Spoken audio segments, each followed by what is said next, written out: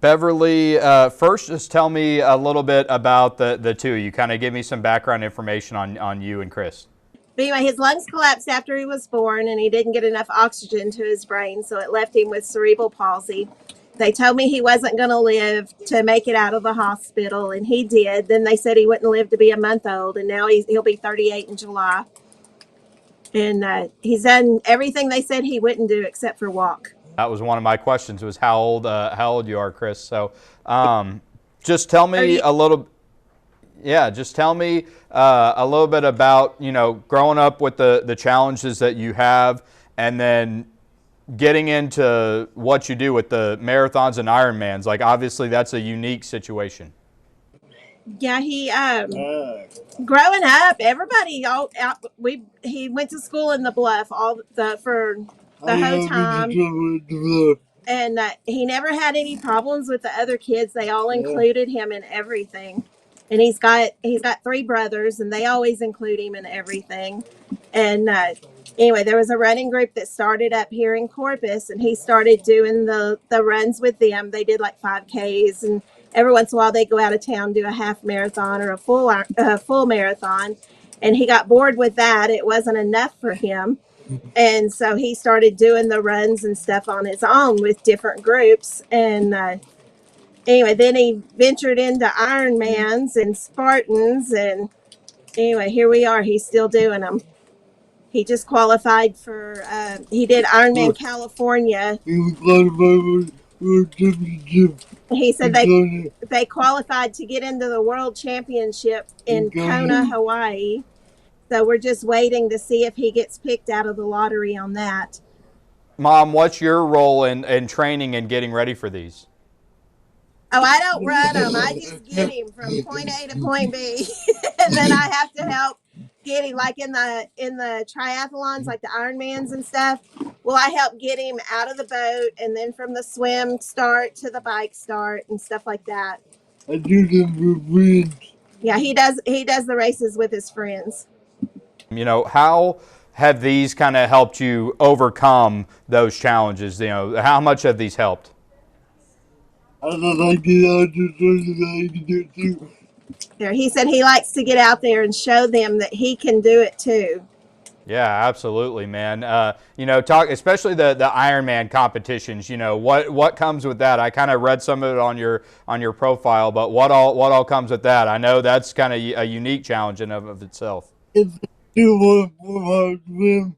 He said a 2.4 mile swim. And then 112 mile bike ride. 112 mile bike ride. A 26.2 mile run. And a 26.2 mile run. And it's one person that does the whole Ironman with him. That's for a full Ironman. Yeah, and so who are some of the guys that do these with you? Curtis Anderson is one that does a lot of the full Ironmans with him. And he got sick before California, so we got a guy, what's his name? Paul McGowan from Arizona, and he stepped in and did the Ironman California with him, and that was where they qualified to get into the lottery for Kona. And there's a bunch of different ones. You've got he did the Philadelphia Marathon a few months ago with what's Trent's last name? Huh? Markey or something like that. Trent Markey? Markey. That's okay. No, it's all right. Anyway, I was just wondering, so how, I guess maybe we should have had some of them on too, but, how cool is it for them to, to be able to do this? Oh, they love it.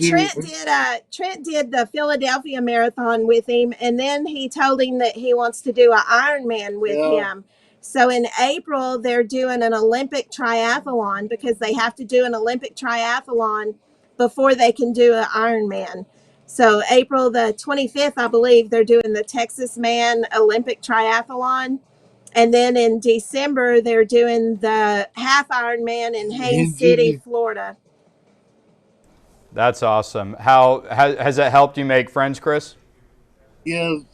I have a bunch of new friends because of that. He said he has a bunch of new friends because of that. A lot of running friends.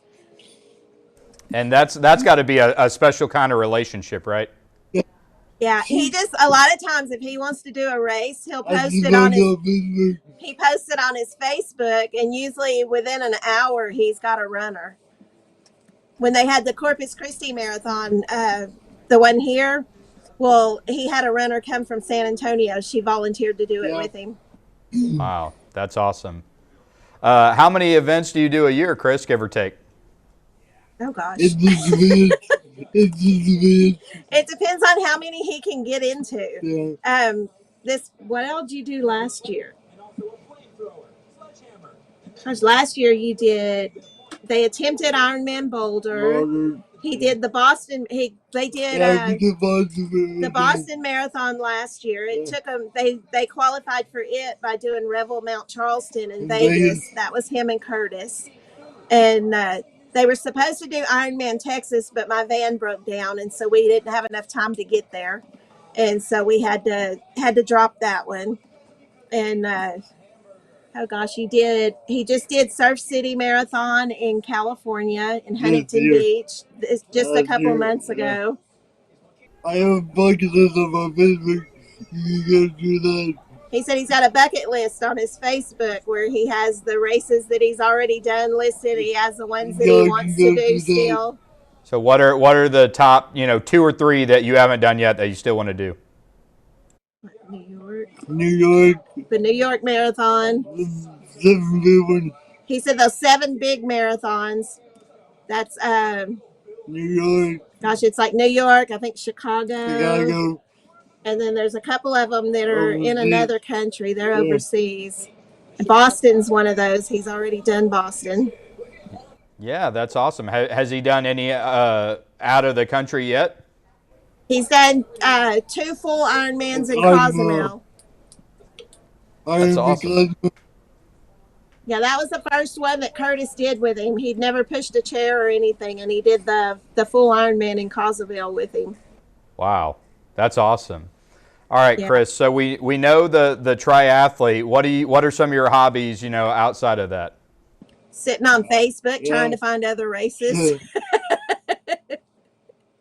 That's awesome. So all racing all the time, right?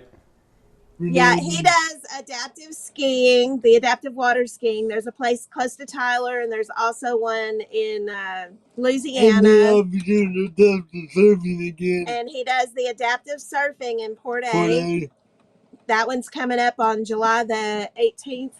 18th, I think. Yeah, July the 18th. Chris is the one that organizes all the people with disabilities that are going to do that. And then he gives Cliff with the Surf Riders Foundation, he gives him a list of the surfers and the volunteers. We're just waiting to find out how many he can have this year so he can get his list going. Well, I appreciate it. Anything else y'all want to add? I don't know. Hit a loss of words every time there's a reporter. No, well, he man, started off it to help spread inclusion in the extreme sports and stuff. Yeah. Because it's really hard to get into the Ironmans. Oh, yeah, I imagine so. Team Chris Inc. Yeah, he said it's Team Chris Inc. is his nonprofit. And he's trying to get it to where it makes it easier for people like him to get into the Ironmans and things of that nature. Yeah, no, that's an exceptional cause. Well, Chris, I appreciate you, and Beverly, you as well, for joining me. All right, thank you.